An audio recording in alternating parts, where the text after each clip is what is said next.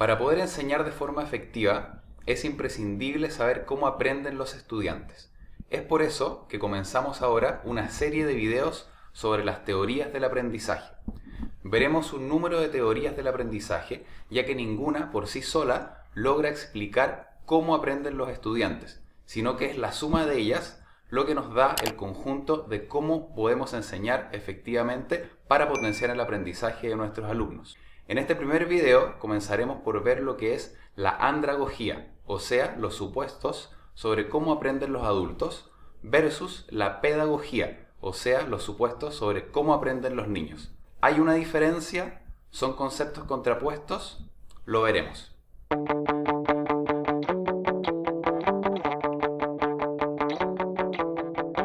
En este primer video estaremos revisando las principales diferencias entre cómo aprenden los adultos y cómo aprenden los niños, es decir, las diferencias entre los conceptos de andragogía y pedagogía. Principalmente estaremos revisando tres contenidos. El primero son las características del aprendizaje en los adultos. El segundo son estas diferencias entre cómo aprende un adulto y cómo aprende un niño. Y en tercer lugar estaremos viendo cuáles son las implicancias en cómo aprenden los adultos para nuestra práctica docente. El aprendizaje en adultos, el señor Malcolm Knowles, que lo vemos en la imagen, fue el primero que se refirió a esta con el término de andragogía, como contraparte de la pedagogía, y la definió como el arte y ciencia de cómo ayudar a los adultos a aprender. Hacia fines del siglo XX, la literatura reportaba un gran número de trabajos que apuntaban a que los adultos aprendían de diferente forma que los niños. Desde aquí, Malcolm Knowles ideó este concepto de andragogía para referirse a cómo aprenden los adultos, argumentando principalmente que la motivación hacia el aprendizaje era diferente en adultos que en niños. Sin duda, los postulados de Knowles, que veremos a continuación, han contribuido enormemente a cómo se realiza la educación en los adultos, pero también ha sido materia de controversia, donde se argumenta que estos principios no son propios de la adultez, sino que depende del contexto y situación en que se encuentra un individuo, ya sea en la niñez y en la adultez. Un fenómeno tan complejo como lo es el aprendizaje en adulto probablemente nunca sea explicado por una sola teoría. ¿Cuáles son los supuestos sobre el aprendizaje en adultos? ¿Cuáles son estas características sobre cómo aprenden los adultos? En primer lugar, vamos a tener el autoconcepto. Los adultos generalmente quieren escoger qué quieren aprender, cuándo quieren aprenderlo y cómo quieren aprenderlo. Necesitan cierta autonomía en su aprendizaje y tener cierta responsabilidad sobre este aprendizaje para así fomentar un estudio y un aprendizaje autodirigido. En segundo lugar, tenemos la experiencia que traen los adultos consigo. Los estudiantes adultos tienen una gran cantidad de experiencias que traen consigo a las actividades de aprendizaje y que pueden contribuir a sus aprendizajes y a los de otros también. Aquí se hace muy relevante el concepto de las experiencias previas, para los profesores considerarlas y activarlas. En tercer lugar, tenemos la disposición para el aprendizaje, que depende de las necesidades del estudiante. Los adultos están listos y dispuestos a aprender cuando ven que lo que van a aprender les va a ayudar para manejar situaciones del contexto real, del contexto diario o del contexto laboral.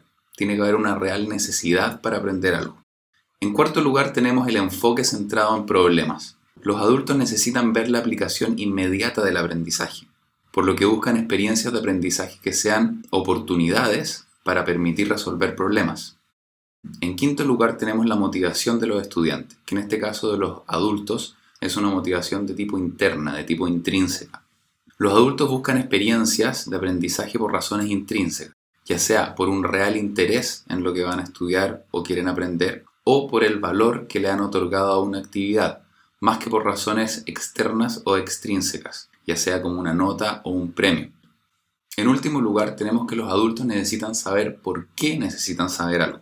Los adultos necesitan saber cuál será el beneficio de los nuevos conocimientos que se les presentan. Por ejemplo, para resolver algún problema o aplicar un nuevo conocimiento de forma inmediata, que sea útil. Esto responde a la pregunta ¿por qué necesito aprender esto? Ahora, ¿son estos principios diferentes de cómo aprenden los niños? ¿Se puede aplicar estos principios al aprendizaje en la niñez? ¿Cuáles son las diferencias de cómo aprenden niños y adultos? Revisemos esta tabla comparativa para ver algunas diferencias entre la pedagogía y la andragogía. En primer lugar, referido al estudiante. En la pedagogía, El estudiante es completamente dependiente del profesor. El profesor asume la responsabilidad total de lo que se enseña y de lo que se aprende. Y el profesor también es el encargado de evaluar siempre los aprendizajes. Por otra parte, en la andragogía, en los adultos, el aprendizaje es mayormente autodirigido. El estudiante es responsable por su propio aprendizaje y la autoevaluación caracteriza a la andragogía. Un segundo punto es la experiencia previa del estudiante. En la pedagogía hay muy poca o nula experiencia previa. La experiencia del profesor acá juega un rol crucial. En la andragogía, el estudiante aporta diferentes grados de experiencia y constituye una fuente de conocimiento y experiencia para los demás también. Los conocimientos previos acá son fundamentales. Un tercer punto es la orientación hacia el aprendizaje. En la pedagogía, el aprendizaje es un proceso de adquirir nuevos conocimientos prescritos. Los contenidos entonces tienen una secuencia de acuerdo a la lógica de las unidades a tratar. En contraparte, en los adultos, el aprendizaje debe ser relevante para las tareas del día a día y no solamente prescritos por una unidad, para resolver problemas o para realizar tareas. El aprendizaje entonces se origina de acuerdo a situaciones contextuales de la vida o del trabajo. Y por último lugar tenemos la motivación hacia el aprendizaje. En la pedagogía es principalmente extrínseca. Las notas son muy relevantes, premios, lo que voy a obtener después de haber estudiado es muy relevante, o la opinión de otros también es muy relevante. Son factores externos que van a conducir la motivación. Por otro lado, en los adultos, la motivación es principalmente intrínseca. Estudio porque quiero estudiar, porque me interesa o porque valoro los contenidos o el conocimiento que voy a adquirir. Las notas deberían importar relativamente poco. Entonces, ¿son estos principios de pedagogía y andragogía tan separados como los vemos en esta diapositiva? ¿Se mezclan a cierto tiempo? ¿Depende de la situación y del contexto para que se crucen unos con otros? Malcolm Knowles, entonces, proponía que los adultos aprendían de diferente forma que los niños. Sin embargo, a los días de hoy, esta diferencia entre andragogía y pedagogía parece ser más que nada de tipo artificial. Si bien es cierto que hay ciertos rasgos que caracterizan al aprendizaje en niños y al aprendizaje en adultos, no podemos hacer una diferencia tan tajante. Muchos de los principios pueden ser aplicados en la pedagogía y viceversa. Y es mucho más preciso pensar en un continuo de aprendizaje que se expande a través de la vida, con diferentes énfasis, problemas y estrategias en diferentes tiempos y momentos. A los días de hoy es ampliamente aceptado que la andragogía no representa en sí una teoría del aprendizaje de cómo los adultos aprenden, sino que representa descripciones de cómo se aprende. Algunos autores proponen que tal vez en el futuro pueda ser considerada una teoría, cuando haya suficiente evidencia empírica que la respalde.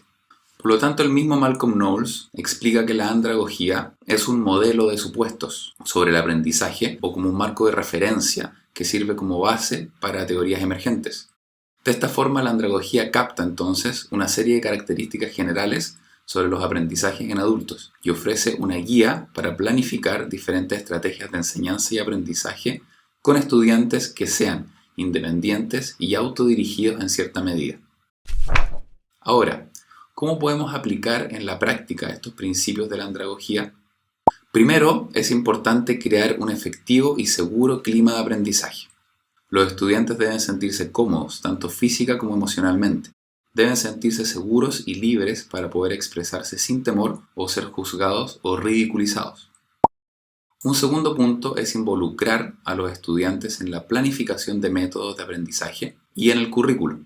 Este involucramiento asegura la colaboración en el proceso de aprendizaje y también crea la relevancia necesaria con respecto a las necesidades del estudiante. Se genera un sentido de adueñamiento y responsabilidad por el aprendizaje. El alumno se siente partícipe y responsable de su propio proceso de aprendizaje. Un tercer punto es que los estudiantes deben participar en el diagnóstico de sus necesidades de aprendizaje. Esto destinado a asegurar y aumentar el valor y significancia hacia el aprendizaje y a fomentar la motivación intrínseca. También se busca fomentar la autoevaluación y reflexión y la efectiva integración del aprendizaje. Un cuarto punto es que los estudiantes deben ser estimulados a formular sus propios objetivos de aprendizaje.